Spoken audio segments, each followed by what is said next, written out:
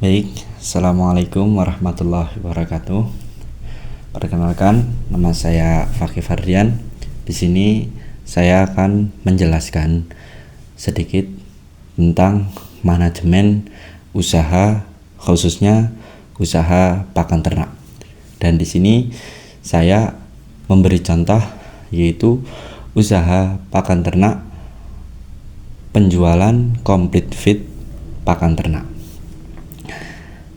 Di sini saya akan menjelaskan beberapa materi presentasi. Yang pertama ada balance sheet dan laba rugi. Yang kedua ada analisis perbandingan perhitungan. Yang ketiga ada analisis net working capital atau modal usaha bersih. Yang keempat ada analisis rasio keuangan. Dan yang kelima ada analisis SWOT. Baik, kita langsung saja menuju materi yang pertama, ada balance sheet dan laba rugi.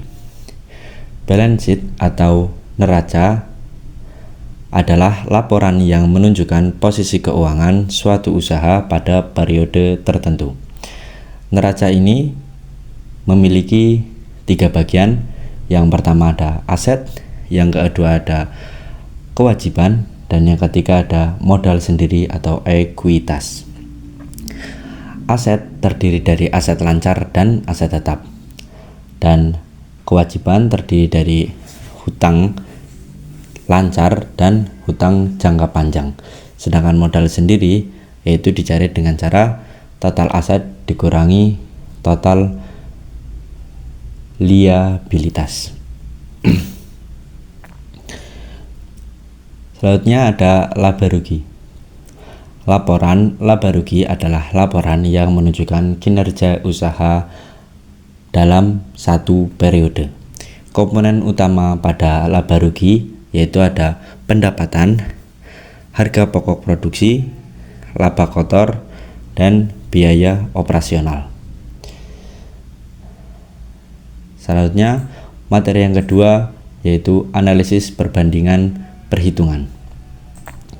Analisis perbandingan perhitungan. Analisis ini digunakan untuk membandingkan kinerja usaha dari tahun ke tahun atau membandingkan dua metode usaha. Hasil perbandingan ini dapat menunjukkan apakah usaha meningkat, tetap, atau justru malah menurun. Selanjutnya ada contoh indikator yang dibandingkan dalam analisis perbandingan, yaitu ada biaya produksi, pertambahan, laba bersih, penggunaan tenaga kerja, dan efisiensi.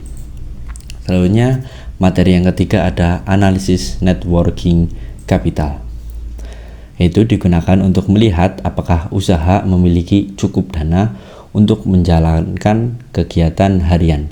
Komponen dalam usaha complete feed contohnya yaitu ada aset lancar dan kewajiban lancar. Selanjutnya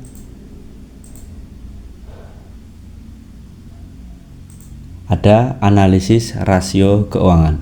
Analisis rasio keuangan ini memiliki 4 bagian, yaitu rasio likuiditas, terus yang kedua rasio profitabilitas, yang ketiga rasio solvabilitas, dan yang keempat rasio efisiensi.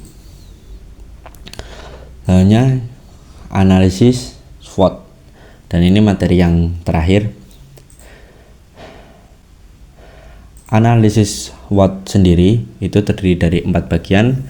Yang pertama adalah kekuatan, yang kedua kelemahan, yang ketiga peluang, dan yang keempat adalah ancaman. Analisis SWOT memiliki 4 bagian. Yang pertama itu kekuatan. Kekuatan itu bisa berupa bahan baku lokal yang tersedia, terus teknologi pembuatan complete feed-nya, dan ada kelebihan dari pakan tersebut, dan itu menjadikan kekuatan. Dan yang kedua ada kelemahan, yaitu membutuhkan modal awal yang cukup besar. Dan yang ketiga ada peluang, yaitu bisa dilihat dari permintaan daging domba yang semakin tinggi, terutama pada waktu-waktu tertentu seperti Lebaran Idul Adha.